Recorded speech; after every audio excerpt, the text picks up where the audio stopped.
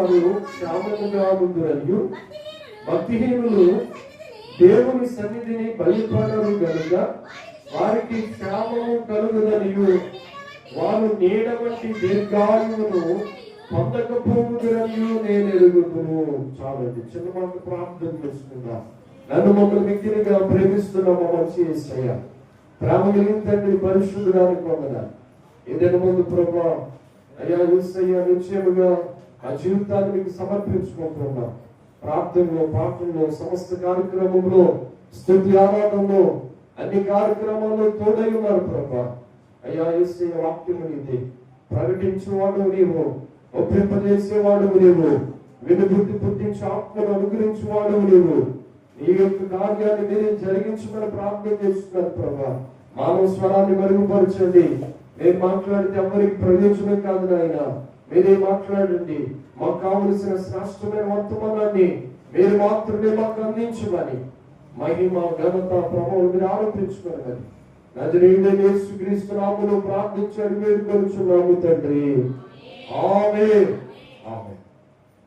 ప్రభువుకు ప్రియమైన దేవుని బిడ్డలారా, ఈ ప్రసంగి గ్రంథాన్ని మనం ఒకసారి ఆలోచన చేస్తే సొలొమోను ఈ ప్రసంగి గ్రంథం రాశాడు.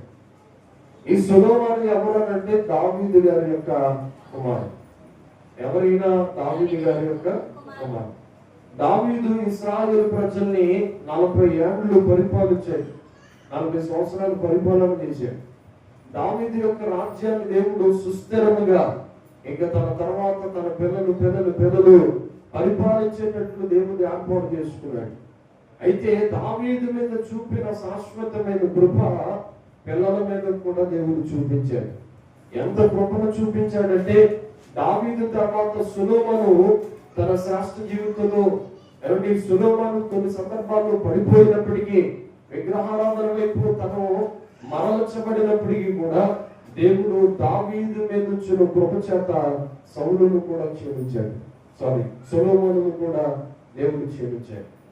సొలొమోను మహాజ్ఞానిగా, సొలొమోను మొట్టమొదటిగా ఆయన ప్రారంభ దినాల్లోనే చిన్న వయసులోని పరిపాలనకు వచ్చినప్పుడు దేవుని ఎడల ఎంతో నమ్మకం కలిగి, భయభక్తులు కలిగి ప్రార్థన చేయడం మనం చూస్తూ ఉంటాం. అతడు ప్రార్థన చేశాడట. వెండి బంగారాలు కోరలేదు కానీ అతడు కోరిందల్లా ఒకటి, ప్రభువా అయ్యా నాకు జ్ఞానాత్మను దయచేయని. ఏమడిగాడు సొలొమోను అంటే జ్ఞానాన్ని అడిగాడు. జ్ఞానం కావాలని ఆయన అని ప్రార్థన చేశాడట.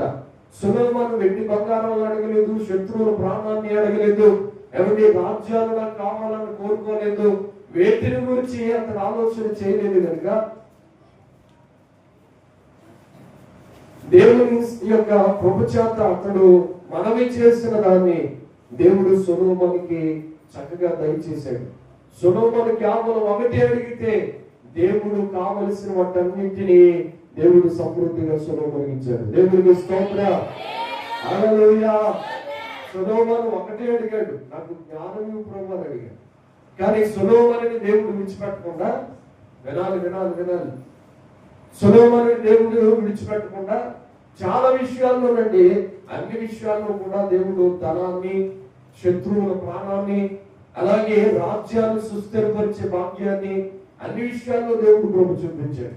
ఈ సొలొమోను ప్రసంగి గ్రంథాన్ని వృద్ధాప్యానికి వచ్చినప్పుడు రాసినట్లుగా మన చరిత్రకారులు చెప్తూ ఉంటారు. కనుక వృద్ధాప్య వ్యవస్థలో అతడు పలికిన మాట ఏంటంటే, ఆ 11వ వచనాన్ని చాలా స్పష్టంగా మనం చూడగలిగితే, దుష్క్రియకు తగిన శిక్ష శీఘ్రముగా కలుగకపోవుట చూచి మనుషులు భయము విడిచి హృదయపూర్వకంగా దుష్క్రియలు చేస్తారు. ఒకడంతా పాపం చేశాడు. అయితే సొలొమోను అనుకున్నాడు, వెంటనే పాపం చేసిన వాడికి శిక్ష ఖచ్చితంగా దేవుని వద్ద నుండి వచ్చేస్తుంది. పాపం చేసిన వాడు శిక్ష పొందాలి కదా, శిక్షకు అర్హుడు కదా అని అతడు ఆలోచన చేసుకుంటూ ఉండగానే అతడు శిక్ష పొందలేదట, మరలా డెవలప్ అయిపోతున్నాడు. అతడు పాపానికి తగిన శిక్ష అనుభవించాలి, కానీ అనుభవించకుండా అతడు అభివృద్ధి పొందుతున్నాడట. ఇదేంటి అని అతడు ఆలోచన చేసుకుంటూ ఉండగానే చాలా మంది ఇదిగో పాపం చేసి అతడు అభివృద్ధి పొందడం చూసి వాళ్ళు ఒక్కరు అనుకుంటారట, ఇతడు చాలా అభివృద్ధి పొందుతున్నాడు, ఆశీర్వదించబడుతున్నాడు, ఇదిగో ఇతను ఏ పాపము చేయలేదని, పాపం చేసిన వాళ్ళు కూడా దేవుడు ఏమీ చేయడని పాపం చేసిన వారి ఎడల కూడా దేవుడు విస్తారమైన కృప చూపుతాడని, కాబట్టి విస్తారమైన శాశ్వతమైన కృప పాపం చేసిన వారి ఎడల కూడా దేవుడు చూపిస్తాడని ఆలోచన చేసి వారంతా దుష్క్రియలు చేయడం మరీ అధికంగా చేయడం మొదలు పెట్టారంట. ఎవరిని బట్టి అంటే ఒక ఆయన బట్టి మొత్తం ఉన్న వాళ్ళందరూ చెడిపోయారు. లోకంలో సమాజంలో జరుగుతుంది ఇదే.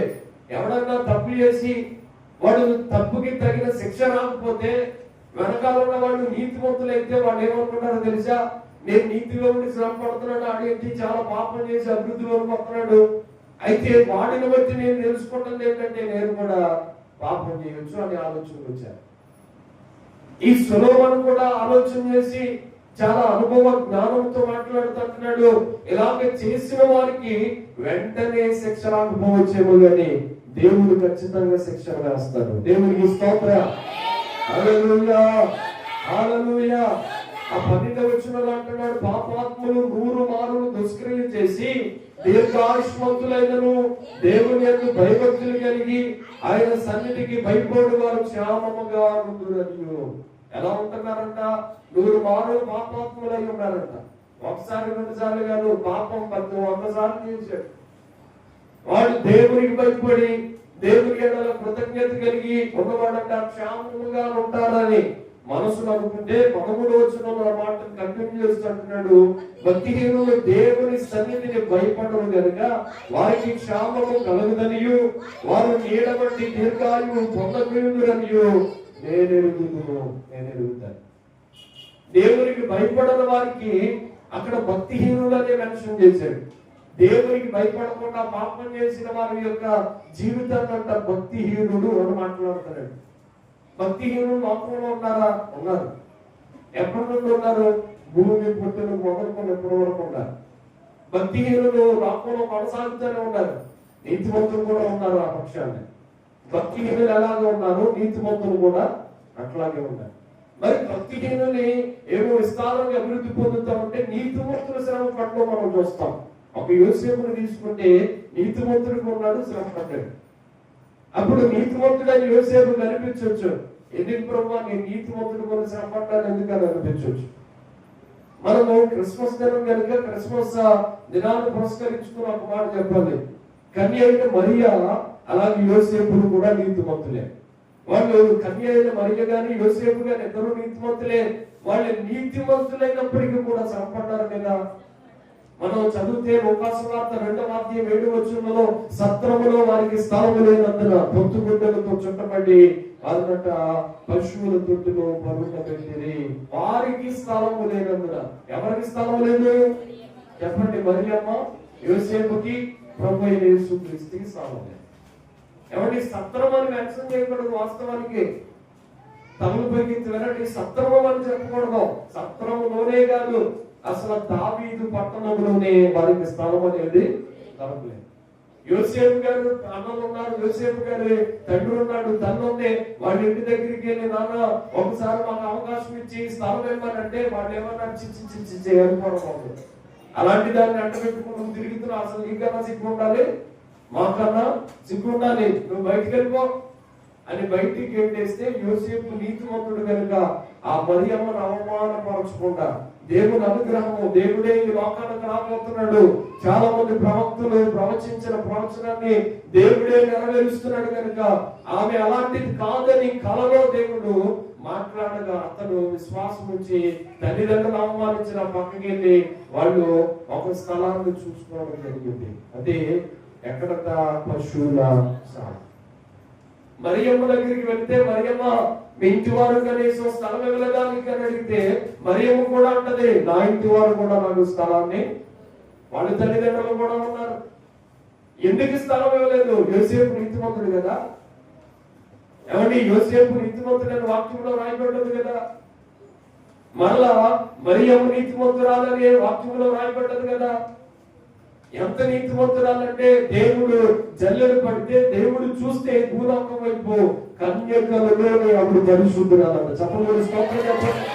హల్లెలూయా. మరియమ్మ ఏ మలినమైన మచ్చైనా డాగైనా ఎత్తిది కూడా లేనట్టు పరిశుద్ధురాలుగా కనిపించింది. దేవదూతంలోనైనా మచ్చ కనిపించింది కానీ యేసయ్యకి మరియమ్మలో ఎక్కడ కూడా మచ్చ కనిపించింది. ఏ విషయంలో ఆవిడ చిన్న విషయంలో కూడా కనీసము పొరపాటు చేసిన స్త్రీగా మనకి పరిశుద్ధ లేఖనంలో కనిపించింది. ఎంత పరిశుద్ధురాలు కూడా చెప్పండి శ్రమ పడ్డారా లేదా? ఎంత పరిశుద్ధులు కూడా అంత నీతివంతులు ఉంటే శ్రమ ఎందుకు పడాలంటే దేవుడి లోకానికి వచ్చాడు కదా, దేవుడు జన్మించాడు కదా. ఆయన చిన్న బాలుడు ఉన్నప్పుడు ఖురాన్లో రాయబడ్డది. చిన్న బాలుడు ఉన్నప్పుడు అంట ఆయన పశువుల తొట్టులో ఉన్నప్పుడు ఆయన దగ్గరకు వచ్చి చాలా మంది జ్ఞానులు ఆ గొల్లలు వచ్చి అమ్మా నువ్వు ఎందుకు ఎక్కడ ఉన్నావు, అసలు నీకెందుకు ఈ క్రమం ఈ యొక్క ఆ శిక్ష వేశాడు దేవుడు అని అడుగుతూ ఉంటే ఖురాన్లో ఆయన పుట్టిన 8వ రోజులోనంట పశువుల తొట్టులో మాట్లాడాడట. ఏమన్నా తెలుసా? నేనే ఈ లోకానికి వచ్చాను, శ్రమ పడటం మా వంతే అని ఖురాన్లో రాయబడ్డదట. నేను కూడా చెప్పాను ఖురాన్లో ఒక భాగంలో రాయబడ్డాను. ఏమంటే నిజంగా జరిగిందా లేదనేది వాక్యంలో రాయబడలేదు. అది నిజమా కాదనేది పక్కన పెడితే యేసుక్రీస్తు ప్రభువును ఒకవేళ నోరు తెరిచి మాట్లాడితే అందరూ స్థలం ఇచ్చేవారు కదా. అందరూ స్థలం ఇద్దరా లేదా? ఆయన పశువుల తొట్టులో పరిశుద్ధుడికి లోకానికి వచ్చి ఏతించడానికి గల కారణం ఏంటనేది మనం ఆలోచన చేస్తే పరిశుద్ధులు కూడా తెప్పబడ్డారు, పరిశుద్ధులు కూడా కష్టపడ్డారు, పరిశుద్ధులు కూడా శ్రమపడ్డారు, పరిశుద్ధులు కూడా నలగొట్టబడ్డారు. ఒక రకంగా చెప్పాలంటే భక్తిహీనుల కన్నా పరిశుద్ధులే ఎక్కువ తెప్పబడ్డారు. భక్తిహీనుల కన్నా భక్తివంతులే చాలా ఎక్కువగా తెప్పబడ్డారు. భక్తిహీనుల కన్నా భక్తులే చాలా నలిగిపోయారు, శ్రమ పడ్డారు. శ్రమ పడుతూ కూడా దేవుని మహిమపరిచారు. దేవునికి స్తోత్రం. హల్లెలూయా. మన నిరీక్షణ ఒకటే, శ్రమలో సహితము దేవుడు మన పక్షాన్ని ఉన్నాడు. మరియమ్మ యోసేపు కూడా నిరీక్షణ అంటే శ్రమలో ఎవరున్నారో తెలుసు మా పక్షాన దేవుడు ఉన్నాడు. మనుషులందరూ చోటు ఇవ్వలేదేమో కానీ ఇదిగో అక్కడ ఉన్న వారందరూ మాకు స్థలం ఇవ్వలేదు కానీ దావీదు పట్టణంలోనే ఏ ఇంటికి వెళ్ళినా చేతరించుకున్నారు, అసహించుకున్నారు, వెళ్ళిపోమన్నారు. అసలు మా ఇంటికి రావద్దని గడి వేసుకున్నారేమో కానీ యేసయ్యకి ఎవరు స్థలం ఇవ్వకపోయినా యేసయ్య మా దగ్గర ఉన్నారు అనే నిరీక్షణ అక్కడ ఉన్న వారికి ఉంది. ఈ రోజు ఎవరిని చూసి బ్రహ్మపడుతున్నాం నాకు తెలియదు అని దేవుడు అంటున్నాడు, భక్తిహీనులు అనే వారు లోకంలో ఉన్నారు. వారు బాగా విస్తారంగా అభివృద్ధి చెందుతూ ఉంటే నువ్వు భక్తి చేసిన ఏంటి ప్రభు ఈ కర్మ, ఏంటి ప్రభు ఈ శాపం, ఏంటి ప్రభు ఈ యొక్క తెప్పలు, ఏంటి ప్రభు ఈ నష్టం, ఏంటి నాకు నష్టజాతకురాలుగా ఉండిపోయినా, ఏంటి నాకు ఈ కష్టాలు అని అనుకుంటే భక్తి కలిగిన వారు ఎక్కువ తెప్పమంటారని చెప్పడానికి సంతోషపడతారు. యోసేపుని తీసుకున్నా, అబ్రాహాముని తీసుకున్నా, అక్కడ పాత నిబంధనలోనే కాదు కొత్త నిబంధనలో తీసుకున్నా ఏమండి భర్తను కోల్పోయాట 84 సంవత్సరాలు దేవాలయంలోనే గడిపిందట ఒక ఆవిడ. ఆవిడ పేరు చెప్పండి, అన్నా అనే ఒక. సుమియోను కోసం కూడా రాయబడ్డది. సుమియోను అనే ఒక దైవజనుడు ఉన్నాడు. ఆయన దేవుని మందిరంలోనే వృద్ధాప్యం వచ్చే వరకు యేసయ్య కోసం ఎదురు చూశాడట. స్తోత్రం అని చెప్తారా? హల్లెలూయా, హల్లెలూయా. ఏమండి అంత వృద్ధాప్యం వచ్చినా గాని యేసయ్య కోసం ఎదురు చూశారు.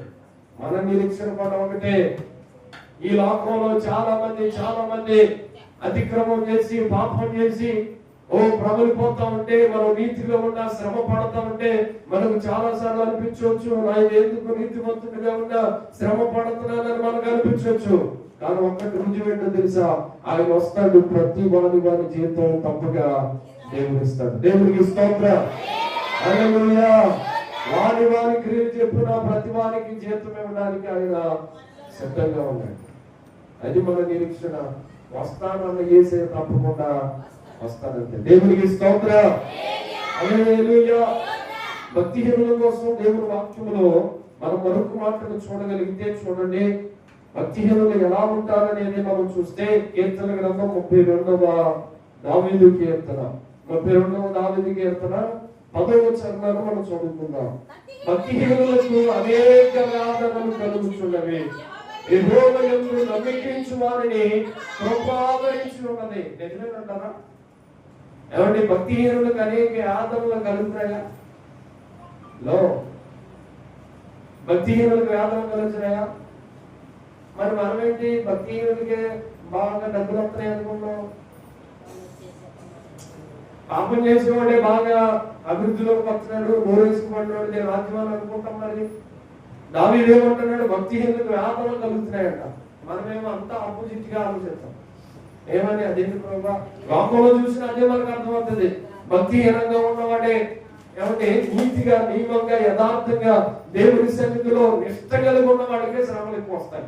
అవునంటారు కాదంటారా? ఎక్కువ వస్తాయి. బయట ఉన్న వాళ్ళని నామకార్థంగా ఉండి అక్కడొక అడిగి ఎక్కడొక అడిగి వేసిన వాడికి చాలా సాగిపోద్ది, వాడికి వెళ్ళిపోతూ ఉంటుంది జీవితం. వాళ్ళని చూసినప్పుడల్లా ఈ భక్తి కలిగి ఉన్న వారు ఏమనుకుంటారో తెలుసా? ఏంటి ప్రభు నా జీవితం అని ప్రశ్న మనకి ఖచ్చితంగా వస్తుంది. దేవుడు అంటున్నాడు, వాక్యంలో ఉంటుంది, రాయబడి ఉంది, ఇదిగో భక్తిహీనులకి అనేక వ్యాధులు కలుగుతాయట. మరి కళం వెంటనే మనం ప్రశ్నించుకుంటే మనతో దేవుడు అంటున్న మాట తెలిసి ఈ రోజు మన కళ్ళేది కలగపోవచ్చేమో కానీ ఖచ్చితంగా నీతిమంతులు ఖర్జూర వృక్షము వలె మోము వేస్తాడు. నీతి ఎప్పటికైనా నిలుస్తుంది, పాపం ఎప్పటికైనా తేలిపోతుంది. నీతి ఎప్పటికైనా ఆ యొక్క అభివృద్ధిలోకి వస్తుంది. మనం నీతిగా ఉంటే, యథార్థంగా ఉంటే మన నీతి ఎప్పటికైనా మన బిడ్డల వరకు ఆశీర్వాదకరంగా మారిపోతుంది. ఈ రోజు అది కనిపించుకోవచ్చు. భక్తిహీనంగా బ్రతికినోడు, పాపం చేస్తూ బ్రతికినోడు ఈ రోజు గొప్పవాడిగా కనిపించవచ్చు.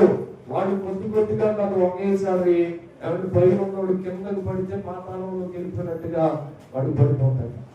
నీతిమంతుడు అక్షరక్షణకి ఎదుగుతాడు, ఆశీర్వాదాన్ని పొందుతాడు. మరొక వాక్యాన్ని మనం చూడగలిగితే తిమోతికి రాసిన 2వ పత్రిక చూడండి. వాక్యాన్ని తిమోతికి రాసిన 2వ పత్రిక చదువుకుందాం. 3వ అధ్యాయం 1వ వచనం. అంత్య దినములలో అపాయకరమైన కాలము వచ్చునని తెలుసుకొనుము. ఏలయనగా మనుషులు స్వార్థ ప్రియులు, ధనాపేక్షలు, వెంకములాడువారు, అహంకారులు, దూషకులు, తల్లిదండ్రులకు అవిధేయులు, కృతజ్ఞత లేనివారు, అపవిత్రులు, అనురాగరహితులు, అతిద్వేషులు, అపవాదకులు, అజితేంద్రియులు, క్రూరులక, సజ్జనద్వేషులు, ద్రోహులు, మూర్ఖులు, ధనవంతులు, దేవుని కంటే సుఖానుభావాన్ని ఎక్కువగా ప్రేమించారు. తిమోతితో అపోస్తలుడైన పౌలు 1900 సంవత్సరాల క్రితం చెప్పాడు మాట. 1900 సంవత్సరాల క్రితం. ఈ 1900 సంవత్సరాల క్రితం ఏమని చెప్తున్నాడు తెలుసా? యేసుక్రీస్తు ప్రభు వారి రాకడ ఒకటి ఉంది, అంత్యకాలం ఒకటి ఉంది, అపాయకరమైన కాలం రాబోతుంది. అంత్యకాలంలో కంటే అపాయకరమైన కాలం రాబోతుంది. ఆ రోజున ఎలా ఉంటాయంటే మనుషులందరూ ఇదిగో ఏలైనగా మనుషులు స్వార్థ ప్రియులైపోతారు. ఎలా ఉంటారంట? మనుషులందరూ స్వార్థ ప్రియులైపోతారు. ఈ లోకంలో ఉన్న వాళ్ళందరూ ఎక్కడ చూసినా కానీ స్వార్థమే పెరిగిపోతుంది, స్వార్థమే పెరిగిపోతుంది. నా ఇల్లు, నా కుటుంబం, నా వ్యాపారం, నా ఉద్యోగం, నా యొక్క పనులు, ఇవే తప్ప అప్పుడు ఎలా పోతే చెప్పండి నాకేంటి. అవసరమైతే కైనా అమ్మద్దు అని అంటాడు, వీడు మాత్రం షాప్ లో ఆ ప్యాకెట్లన్నీ పెట్టుకుని కూర్చుంటాడు. ఎవరి గంజాయి అమ్మకూడదని పోలీస్ శాఖ వారు కానీ పెద్దలు అందరూ చెప్తారు, కానీ అక్రమంగా జరిగేది జరుగుతానే ఉంది. డ్రగ్స్ అమ్మకూడదని సోషల్ మీడియాలో రకరకాలు చెప్తా ఉన్నారు. ఎన్ని చెప్పినా ఎంత చెప్పినా ఆ ప్యాకెట్ల మీద కూడా క్యాన్సర్ వచ్చేస్తే సగం పార్ట్ పోయినట్లు ఎరిచిన ఎన్ని చేసినా గానీ ఏమంటే వాడి వ్యాపారం కోసం ఎంతమంది ప్రాణాలైనా పోయినా వాడి ఎంతమంది ప్రాణాలు కోల్పోతున్నా పర్లేదు, ఏమైపోయినా పర్లేదు, నేను డబ్బు సంపాదించుకుని నా కుటుంబం పోకుంటే బాగుంటుందంటే. కరోనా టైంలోనంట ఏమంటే చాలా బిజినెస్ అసలు ఇప్పుడు జరగని బిజినెస్ జరిగిందంట కరోనా టైం. ఎందుకంటే గ్యాస్ మనం చేతులు కట్టుకునే వాళ్ళం కదా, ఆ చేతులు కట్టుకునే తాగేసేవాళ్ళు. ఏంటన్నది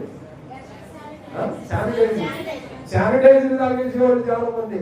దేనికి అలవాటు పడిపోయి వదిలేదు.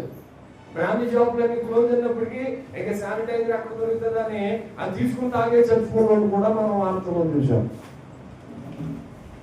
ఇక వ్యాపారం విచ్చలవిడిగా అయిపోయింది. ఎంతమంది అసలు బలహీనలు అయిపోయారు, ఎంతమంది చావు బ్రతుకులో పడ్డారు. అసలు గంజాయి కానీ, డ్రగ్స్ కానీ, సారా కానీ అసలు కొరతే లేకుండా అమ్ముకుపోయింది. ఎప్పటికీ అలాగే జరుగుతుంది.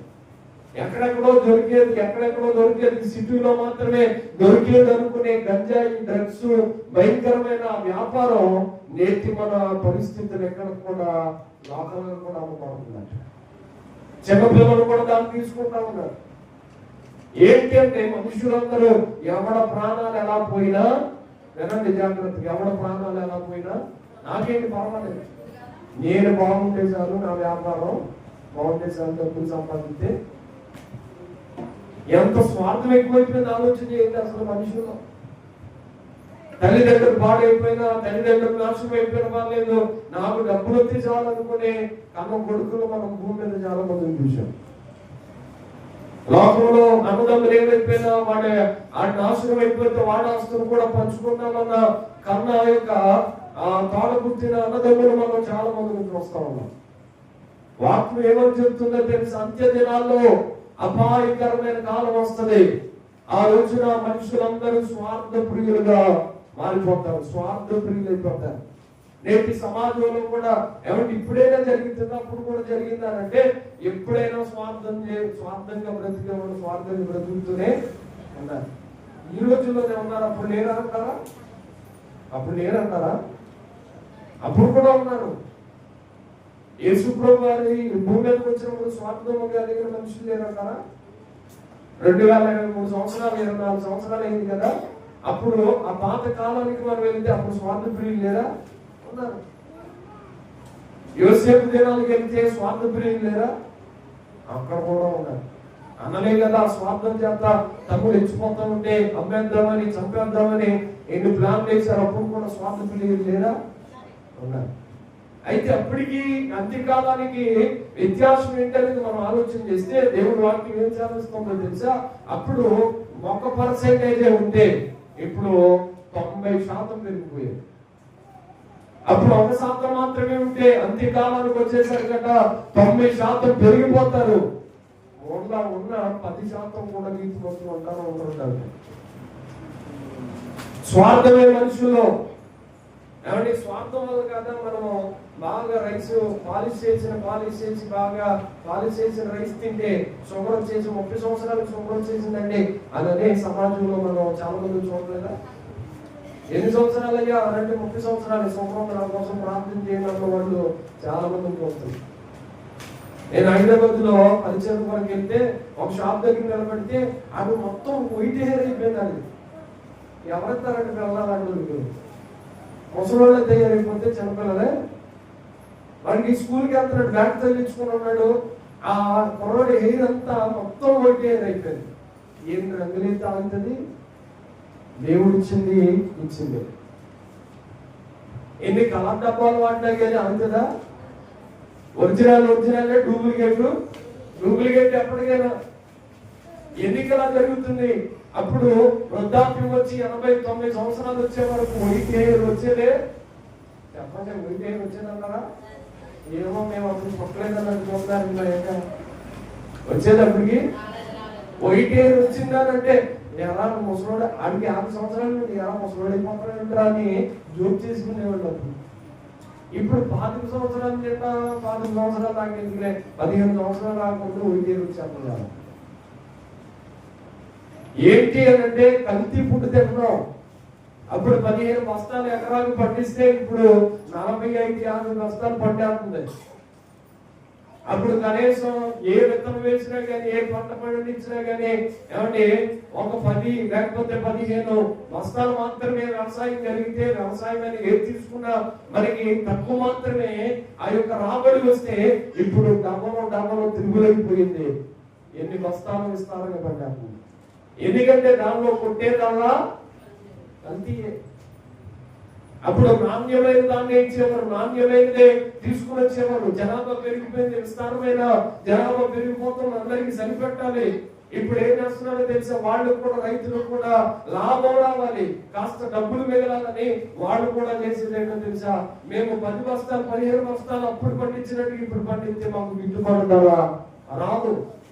కాబట్టి 50 లేకపోతే 40-50 బస్తాలు పండిస్తే మాకు సగటు గిట్టుబాటు ధర కలుగుతుంది కనుక మేము కావలసిన కెమికల్స్ అన్ని పొలాల్లో వాడతాం. అలా వాడు ఏమైపోతుందో తెలుసా, బాగా తింటున్నాం పాలిసి పెట్టి రైస్ 30 సంవత్సరాలు వచ్చిన తర్వాత నన్ను రైస్ తినొద్దని చెప్తున్నాడు. షుగర్ వచ్చింది కాబట్టి రైస్ మాని. మనం కొన్ని రోజులు రైస్ తినకుండా ఏ బొబ్బట్లో ఏమంటే చపాతీలో లేకపోతే ఇడ్లీలు దోశలు వేసుకొని ఒక 6 రోజులు ఒక 4 రోజులు పత్యం చేస్తాం. జీవితాంతం ఎవరు తింటారా అని పక్కన ఆడేసి దీంతో ఎవరు బతికితాడు బాబు, మనం అసలే అలవాటు పడిపోయింది బాడీ దేనికి, రైస్ కి బాగా అలవాటు పడిపోయింది కాబట్టి అది తినకపోతే ఉండలేము కనుక ఇది ఎవరు తింటారు జీవితకాలం అని చస్తే చెప్తాం, బతికితాం అన్నట్లుగా పక్కన ఆడేసి మనం యథావిధిగా రైస్ తింటే మనకి షుగర్ ఎక్కువైపోయి ఇంజక్షన్లే మనకు మనమే చేసుకోమని డాక్టర్లు ఇంజక్షన్లే చేతికిచ్చేస్తున్నారు. అవును కదా, ఇంజక్షన్లే చేతికి ఇచ్చేసి నువ్వే చేసుకుని ఏం చేయాల్సిన అంత టైం నాకుండా లేదని మన చేతికి ఇచ్చేసి పంపించారు. ఎన్ని టాబ్లెట్లు వాళ్ళ షుగర్ అందుకుంటే మనలో తగ్గట్లేదు అనుకున్నాం. దేవుడికి స్తోత్రం కలుగునుగా. ఏంటి పురుషులందరూ ఎవరు పనికెత్తుకున్నట్టున్నారు వీళ్ళందరూ? దేవుడికి స్తోత్రం. హల్లెలూయా హల్లెలూయా. ఎందుకు ఇలా జరుగుతుందంటే కేవలం స్వార్థం వల్లే. ఇదంతా సొసైటీ ఏ వ్యవస్థ చూసినా పాడైపోయింది. 50 కోట్లు ఖర్చు పెట్టి ఏదైనా పదవిలోనికి రావడానికి ఇష్టపడి ఆ యొక్క ఏ స్థాయి వ్యక్తి అయినా ఒక 50 కోట్లు ఖర్చు పెట్టాడు అనుకోండి, 5 సంవత్సరాల్లో దిగిపోయేటప్పటికి 150 కోట్లు సంపాదించుకోవాలనుకుంటున్నాడు. అవునా కదా? 150 కోట్లు సంపాదించుకొని పిల్లలు సరిపోతలే అని వెనకేసుకుని సరదాగా దిగిపోతున్నాడు. ఓ 1,00,000 కోట్లు ఖర్చు పెట్టాడు అనుకోండి, ఉదాహరణకు అనుకోండి, ఒక 2-3 లక్షల కోట్లు సంపాదించుకుందామని చూసుకుందామని ఏ వ్యవస్థ చూసుకున్నా ఎవరిని చూసుకున్నా అసలు న్యాయంగా ధర్మంగా చేద్దామన్న ఆలోచన ఏ మనుషులు కూడా నేటి సమాజంలో లేదు. మరి ఎలా అయిపోయింది సమాజం అంతా అనేది మనం ఆలోచన చేస్తే వాక్యం అంటుంది, ఇదిగో అంత్యకాలంలో మనుషులందరూ స్వార్థప్రియులైపోతారు. స్వార్థమే మనుషుల్లో స్వార్థం పెరిగిపోతుంది. ఏంటి అని అంటే నా డబ్బు, లేకపోతే నా కుటుంబం, నా యొక్క ఇంటి వారు, నా పిల్లలు, నేను బాగుంటే చాలా ఎవరెలాగా పోయినా పర్లేదు. కల్తీ రకరకాల మద్యాలు, మెడిసిన్స్, ఏ వ్యవస్థ చూసుకున్నా మెడిసిన్ వ్యవస్థలో కూడా కల్తీ మెడిసిన్ వచ్చేసి రకరకాల జబ్బులు, ఉన్న జబ్బుల కన్నా లేనిపోని జబ్బులు ఎక్కువైపోతున్నాయి సమాజం. ఏంటి ఇదంతా చూస్తే మనకు ఆలోచన వచ్చేది ఒకటే, కేవలం మనుషుల్లో ఎప్పటి స్వార్థం. చేతులెత్తి స్తోత్రం చెప్పండి. హల్లెలూయా హల్లెలూయా హల్లెలూయా. మీరు నా వైపు చూస్తాయనండి. స్వార్థం ఎక్కువైపోయింది. స్వార్థం లేకుండా బ్రతుకుతున్నారా మనుషులు? క్రైస్తవులు కాదని చెప్పట్లా నేను. ఎవరిని చూసుకున్నా ఏ మనుషులు చూసుకున్నా స్వార్థం లేకుండా బ్రతుకున్నారా? పనికి వెళ్తున్నారు అనుకోండి, అవసరమైతే ఏదో రకంగా ఇది బాగా డెవలప్ అవుతే ఆయన నాశనం చేసే నేను మాత్రమే ఉండాలని పనికి వెళ్ళే వాళ్ళు కూడా స్వార్థం. లేకపోతే వడ్డీకి ఇచ్చే డబ్బు విషయంలో కూడా ఆన్లే వేదోడు ఇవ్వలేడు అని తగ్గించుకుని తీసుకున్న వాడు ఎవడో లేడు. నా 10 రూపాయలు వడ్డీ నాకు వడ్డీ చాలా అది చచ్చిపోయిన అవసరం అయితే ఎవరైతే నిజంగా జరుగుతుందో లేదా? మరి అనవసరం. 10 రూపాయలు వడ్డీ నాకు వడ్డీ చాలు, ఎప్పుడు ఎలా పోతే నాకు అనవసరం. నా డబ్బు నాకు ఇస్తావా? నా డబ్బు నాకు ఇస్తావా? సొంతం అది వేసుకుని కూర్చుంటారు. ఆడ అవసరమైతే ఉడి పెట్టుకుని చచ్చిపోయేదాకా ఏడుపుతారు. ఏదో ఒకటి తాగేసేదాకా అది ఏడిపించి పీకుడు తిని మొత్తానికి పాన్లే అని అనుకున్న మనుషులు ఎవరు ఉండేదా? వాక్యం ఉంటుంది, పేదలకు అప్పించువాడంట యెహోవాకు అప్పించువాడు. చేతులకి స్తోత్రం చెప్పండి. హల్లెలూయా. కాబట్టి క్రైస్తవుల్లోనే నిజంగా పక్కన పెడదాం కాసేపు. క్రైస్తవుల్లోనే స్వార్థం ఉన్న క్రైస్తవులు, ధనాపేక్ష కలిగిన క్రైస్తవులు, ఏమంటే బెంకములాడే క్రైస్తవులు, ఇస్తావా చేస్తావా అని ఏసుకుని కూర్చున్న క్రైస్తవులు చాలా మంది. ఏంటంటే వాడు అంటే బాగా డబ్బు ఉందండి, వాడు బాగా ప్రేమిస్తే వాడు డబ్బు నాకు ఏమైనా ఇస్తాడేమో, ఎప్పుడు ఏ రూపాయి ఇచ్చేవాడే భూమి మీద. మనం ఏదైనా కొడితే తీసుకున్నామని చూసేవాళ్ళే తప్ప మనకి హెల్ప్ చేద్దాము, మనకు తోడ్పాటు చేద్దాము, ఏదైనా సహాయం చేద్దామని ఆలోచన కలిగిన వాళ్ళు భూమి మీద అసలు కనిపించనే కనిపించదు. క్రిస్మస్ దినాల్లో మనము నేర్చుకోవాల్సింది ఏంటంటే, లేదా భక్తిహీనులు దేవునికి వ్యతిరేకంగా బ్రతికేవారు ఈ రోజున ఇక్కడ ఉంటే ఖచ్చితంగా ప్రభు పేరట మీకు మనం చేస్తున్నాను. ఆ భక్తిహీనులందరూ ఇలాగ చేసి బాగా డబ్బులు సంపాదించుకున్నారు, సుఖానుభవాన్ని ఎక్కువగా ప్రేమిస్తున్నారు, అన్ని విషయాల్లో గొప్పవాళ్ళు అవుతున్నారు, అన్ని విషయాల్లో చాలా ఉన్నతమైన స్థితిలోకి వచ్చారు. డబ్బు వడ్డీకి ఇచ్చే కదా, 10 రూపాయల వడ్డీ అని రకరకాల వ్యాపారాలు చేసే కదా, అన్యాయంగా సంపాదించుకున్న డబ్బే కదా. మీరు ఈ రకరకాల ఏదో రకంగా స్వార్థం కలిగి డబ్బు సంపాదించుకుంటే చాలు అని అనుకునే చాలా మంది సమాజంలో ఉంటుండగా వీళ్ళు ఎలాగా గొప్పవారు అవుతూ ఉంటే మనం అనే ఆలోచన చేసుకోవచ్చు. ప్రభా, నేను నీతివంతుడు ఉంటే చాలా ఈ రోజుల్లో నేను కూడా దాదాపు బ్రతకాలి అని అనుకునే చాలా మంది భక్తులు కలిగిన వ్యక్తులు భక్తిహీనులుగా మారిపోతున్న సమాజంలో మనం ఉంటూ ఉన్నాం. దేవుడి వాక్యం ఉంటుంది, అయ్యా దయచేసి నువ్వు భక్తుడిగానే ఉండాలి. దేవుడికి స్తోత్రం. హల్లెలూయా, హల్లెలూయా. సిమియోను భక్తిపరుడు, మరియా యోసేపు భక్తిపరుడు. ఏమంటే వాక్యంలో ఎలిజబెత్ అమ్మ కూడా భక్తిపరురాలే.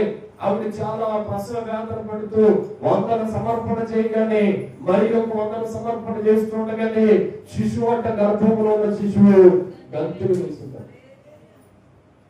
ఆవిడ కూడా ఎంతవరకు ఏం చేసిందో తెలుసా? సంతానం లేదు అని ఎదురు చూస్తే దేవుడు ఆ దినాల్లో జకర్యాకు దర్శనమిచ్చి, అయ్యా ఈ దినాల్లో నీ యొక్క భార్యని దర్శించుకోతున్నాను అంటే, అయ్యా నేను వృద్ధాప్యానికి వచ్చాను, నా భార్య గర్భవతి అవుతే అందరూ నవ్వుకుంటారయ్యా అంటే, ఇది దేవుడి వలన జరిగిన కార్యమేనని దేవుడు అక్కడ నోరు మూయించాడు. మరలా నీ కొడుకు పేరెట్టినప్పుడే నీ నోరు తెరవబడతామని ప్రభు చెప్పాడు. ఎన్ని అద్భుతాలు జరిగాయో. క్రిస్మస్ అంటే సామాన్యమైనది కాదు. చాలా మంది కష్టాలు పడితే, చాలా మంది పాటలు పడితే యేసు ప్రభు వారి లోకంలోకి వచ్చాడు. క్రిస్మస్ అంటే పండుగ చేసాం, క్రిస్మస్ అంటే బిలియన్ రాదు, బిలియన్ ప్యాకెట్ ఇచ్చారు లేదా నాకు ఏ బుక్ ఇచ్చారు లేదు, ఇది కాదు క్రిస్మస్ అంటే. అసలు వాస్తవానికి చాలా మంది కష్టాలు పడితే యేసయ్య లోకానికి రావడానికి దారైంది. దేవుడికి స్తోత్రం. హల్లెలూయా, హల్లెలూయా. చాలా మంది చలిగాలులు అలాగే నిలబడిపోతే యేసయ్య లోకానికి వచ్చాడు. క్రిస్మస్ అని చెప్పుకునేమో డ్యాన్స్ చేస్తా కూర్చోవడం కాదు. ఇవ్వాల్సినప్పుడు వేసాడు, నేను పండుగ చేసినప్పుడు పండుగ చేసాం, బిర్యానీ తినాల్సినప్పుడు బిర్యానీ తిన్నాం, అన్నీ అయిపోయి ఇప్పుడు చేయాల్సిందంటే యేసు ప్రభు మళ్ళా రాబోతున్నాడు. ఆయన పశువుల తొట్టులో లేడు, ఆయన రక్షకుడిని లోకానికి వచ్చి 2024 సంవత్సరాలు అయిపోయింది. యేసయ్య ఇప్పుడు పశుబాలుడు, ఆయన పరమాత్ముడు లోకానికి రాబోతున్నాడు. పశుశాలలో నీవు పవనించినావా, పరమాత్ముడవు నీవు, పసిబాలుడవు కాదు, పసిబాలుడవు కాదు. పశుశాలలో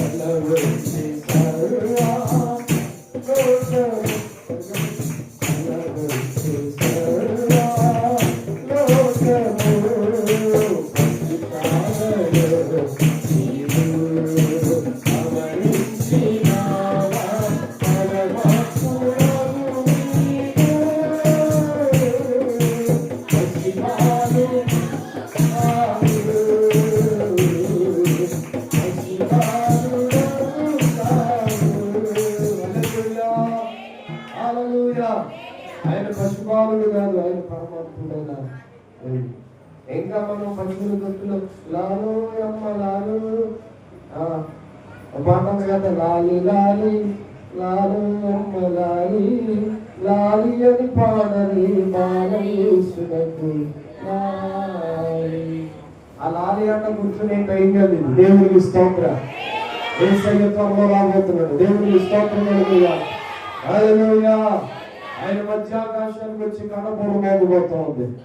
పరిశుద్ధులైనటువంటి వారి భక్తి కలిగి బ్రతికినోడు మాత్రమే పరలోకం కనిపిస్తున్నారు. అందరూ వెళ్ళిపోవడం పరలోకానికి. ప్రభువా ప్రభు అన్నది పిలిచేవాడు ప్రతి ఒక్కడు ఆ తండ్రి చిత్తాన్ని నెరవేర్చడు గాని, ఏమంటే నా తండ్రి చిత్తాన్ని నెరవేర్చిన వాడే పరలోక రాజ్యానికి.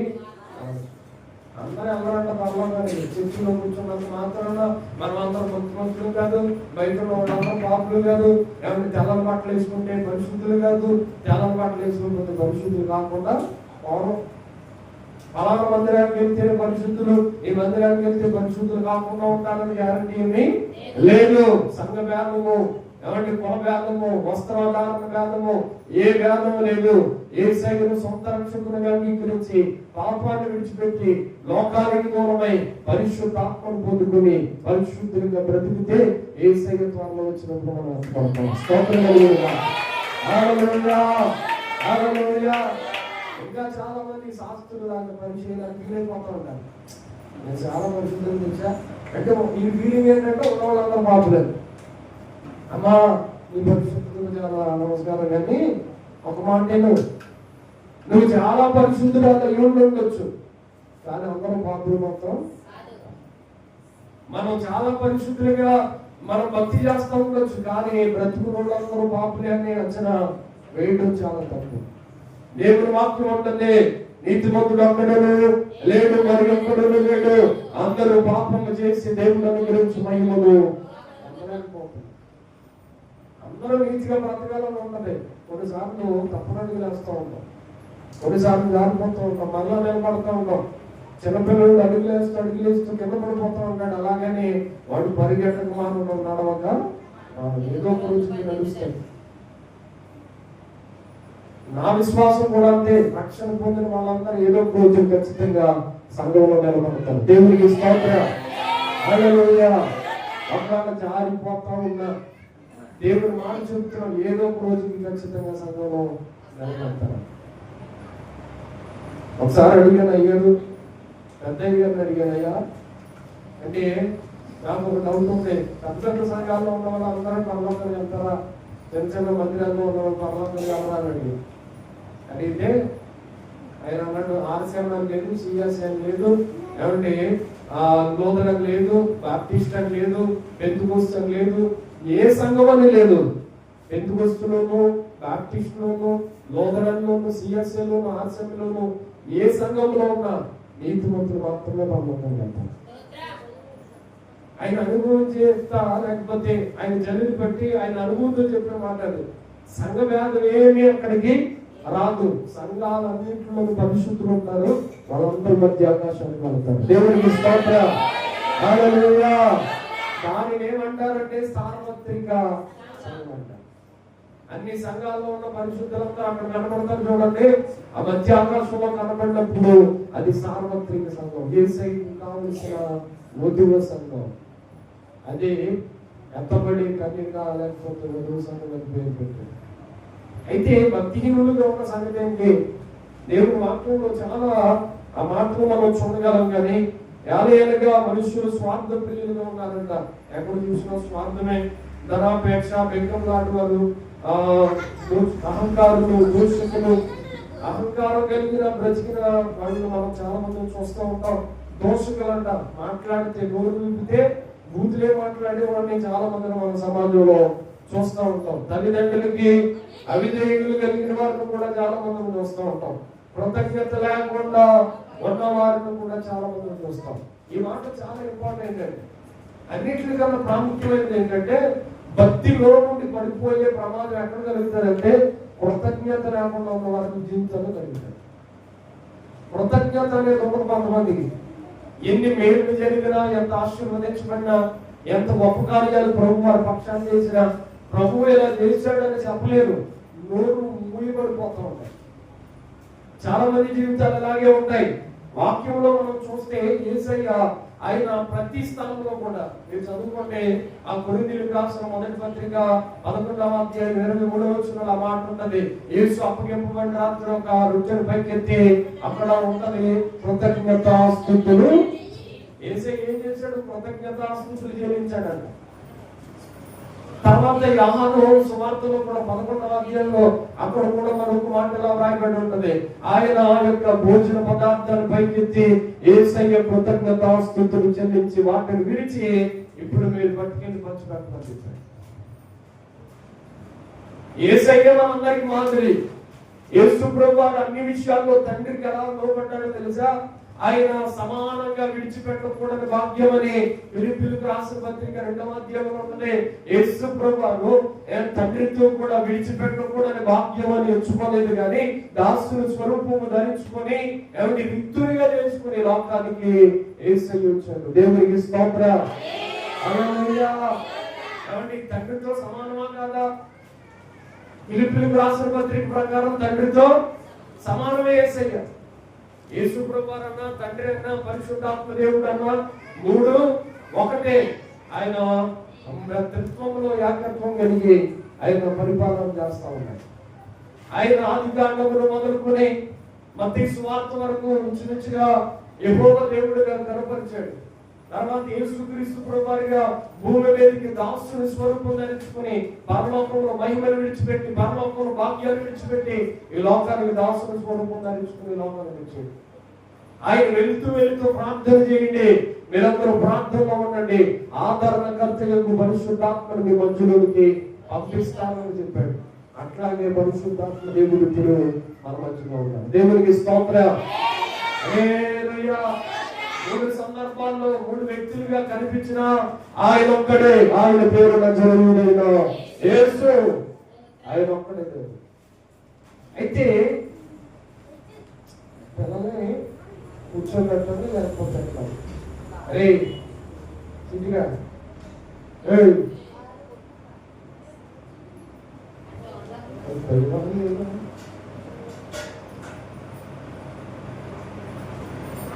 దేవునికి స్తోత్రం కలుగును. హల్లెలూయా. అమ్లా కూర్చుంటావా? అమ్లా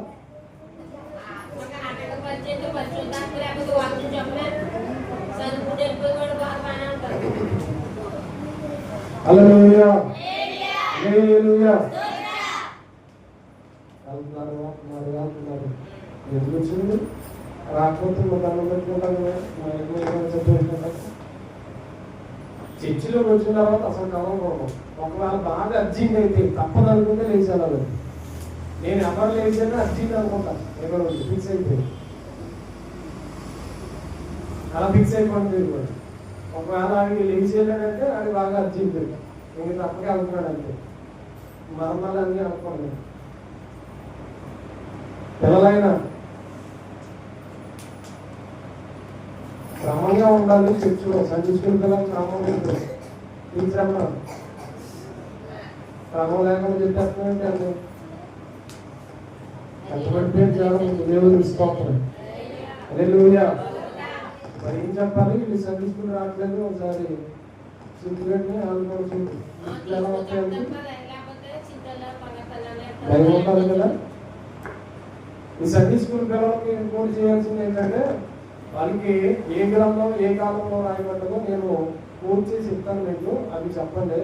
తర్వాత కీర్తన గ్రంథం కూడా ఒక్కొక్కరు ఒక అధ్యాయం చదివేయాలి, చెప్పేయాలి కంఠత వాక్యం. పెద్దలకు అలా నేర్పించడం, చిన్నపిల్లలకి చిన్న చిన్న దేవునికి స్తోత్రం కలిగి. హల్లెలూయా. మీ వల్లే కదా టీచర్కి అవసరమా? దేవునికి స్తోత్రం. హల్లెలూయా. హల్లెలూయా. మళ్ళీ పిల్లలు ఇప్పుడు నుండి మనం అవసరం పోతే ఇంకెప్పటికీ గాలికి తిరిగేస్తారని చూడండి. మమ్మల్ని కూడా చిన్నప్పుడు వచ్చారు బాగా, అందుకని అలా ఉన్నాం. దేవుడి కోసం.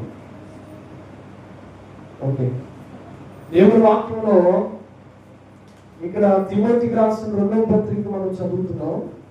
అక్కడ కృతజ్ఞత లేని వ్యక్తుల కోసం రాయబడ్డారు. యేసుక్రీస్తు ప్రభువారు కృతజ్ఞతాస్తుతులు చెల్లించాడు ప్రతి విషయంలో. మనం యేసయ్యే కృతజ్ఞతాస్తుతులు చెల్లిస్తే మనం ఎంతటి వాళ్ళండి? మనం కృతజ్ఞత కలిగి ఉండాలా లేదా? ఉండాలంటారా? ఖచ్చితంగా ఉండాలి. ఎవరి ఎడల కృతజ్ఞత ఉండాలి మనకి? మొట్టమొదటిది దేవుని ఎడల మనకి కృతజ్ఞత అనేది ఉండాలి. యేసయ్య మన కొరకు ప్రాణం పెట్టాడు. ఈ లోకానికి రావడానికి, ఈ భూమి మీద బ్రతకడానికి, చదివించడానికి కారణం దేవుడు. దేవుడికి స్తోత్రం. ఆయన కనిపించట్లేదు, కానీ మనం చాలా కణాలు ఏమండి ఆ తల్లి గర్భములో పడి ఉండగానే చాలా నాశనం అయిపోగా మనం మాత్రమే భూమి మీదకి వచ్చాం. మొట్టమొదటిది దేవుడైతే, దేవుడి లోకానికి వచ్చి మనం వరకు ప్రాణం పెట్టిన దేవుడైతే ఆయనకి మనం ప్రతి విషయంలో కృతజ్ఞత కలిగి ఉండాలి. చాలా మందిని చూడండి, కృతజ్ఞత అనేది లేకుండా బ్రతికే వాళ్ళని చూస్తాం. దేవుడు అంటే కృతజ్ఞత ఉండదు. రెండవది తల్లిదండ్రులన్నా కృతజ్ఞత ఉండదు. ఎందుకు తల్లిదండ్రులు అంటే కృతజ్ఞత ఉంచాలి? మనకి కొరకు చాలా కష్టపడి పెంచి వారిని ప్రయోజకులు చేస్తే వాళ్ళు పెరిగి పెద్దవాళ్ళైన తర్వాత కృతజ్ఞత అనేది లేకుండా బ్రతికేసి వాళ్ళు చాలా మందిని సమాజంలో చేస్తాం. ఏం చేశావు, ఏం కొన్నావు, ఏం చేసావు అనుకుంటావు అని వాళ్ళ మీద తిరుగుబాటు చేసి మాట్లాడే ఎవరి కోడలనే కాదు, కన్న కొడుకులు కూడా భూమి మీద మనం చూస్తూ ఉంటాం. ఇలాగా ఎక్కడ చూసినా కానీ కన్న కొడుకుల మధ్య, కూతుల మధ్య కృతజ్ఞత అనే భావం లేకుండా అవసరమైతే 1-2 మంచం మీద వెళ్ళిపోతా ఉంటే వదిలిపెట్టేసి వెళ్ళిపోయిన చాలా మందిని కన్న కూతుర్ని, కొడుకులు మనం సమాజంలో చూస్తాం. ఒక నెల నీ ఇంటిగాడ, ఒక నెల నా ఇంటిగాడ అది ఒత్తులు వేసుకున్న కూతుర్ని, కొడుకులు కూడా మనం సమాజంలో చూస్తున్నాం. మొన్న దైవజనులు మన మందిరానికి వచ్చిన దైవజనులు వాళ్ళ అమ్మగారు బెడ్ మీద ఉండి 1-2 వెళ్ళిపోతా ఉంటే ఆయన చేతులతో ఆయన శుభ్రం చేసి వాళ్ళ అమ్మగారిని బాత్రూమ్ తీసుకెళ్ళి వాళ్ళ అమ్మగారికి అన్ని చేసి ఆయనే వాళ్ళ అమ్మని చక్కగా కన్న కూతురు ఎలాగైతే తెచ్చుకుని ఆవిడ వృద్ధాప్యానికి వచ్చారు, నడవలేని పరిస్థితి, పక్కకి వెళ్ళిపోయారంట. ఆయనే తీసుకొని బెడ్ మీద కొనుక్కొని వచ్చి ఆయనే అన్ని పరిచయం చేసేవాడంట వాళ్ళ అమ్మగారు. దైవ సేవకుడు అంటే మాదిరి ఉండాలి కదా. ఆయన అన్ని చేశాడు, ఆయన అన్ని చేశాడు. అంత అర్జెంట్ అయితే రావద్దు దయచేసి. దేవుడికి స్తోత్రం కలుగుతుంది. హల్లెలూయా, హల్లెలూయా, హల్లెలూయా. ఏమంటే దైవజనులే కాదు, చాలా మంది అన్ని జనులు కూడా కృతజ్ఞత తల్లిదండ్రులు అంటే అమ్మ నన్ను ఏమి అనుకుంటాం, ఒకవేళ తప్పదంటేనే కానీ గద్దించాలి, కానీ అన్ని విషయాలకు లోపడాలి అన్న కొడుకులు కూతురులో ఉన్నారు. ఎక్కడైనా నువ్వు అర్థ చెప్పేది ఏంటని అవతలకి వెళ్ళిపోయిన కన్న కొడుకులు కూడా మనం సమాజంలో చూస్తాం. అలాగని వాక్యములు మరొక మాట, కన్న తల్లిదండ్రులు కూడా రాయబడ్డది ఏమన్నా తెలుసా? వాళ్ళు పెద్దవాళ్ళు అయిన తర్వాత వాళ్ళు కంటే మనం కోపము రేపకుండా చూసుకోవాలంట. స్తోత్రం అని చెప్పండి. హల్లెలూయా. పిల్లలకు కూడా కోపం రప్పించకూడదు. ప్రతి విషయానికి మనకన్నా పెద్ద అయిపోయాడు, వారికి అన్ని తెలుసు. అన్ని తెలిసిన కూడా ప్రతిదానికి మనం అభ్యంతరంగా ఉంటే వాడికి ప్రతిదానికి కోపం చేద్దాం. వృద్ధులకు వస్తుందా, లేకపోతే యవనస్తులకు వస్తుందా ఎక్కువ కోపం? యవనస్తులకి కదా.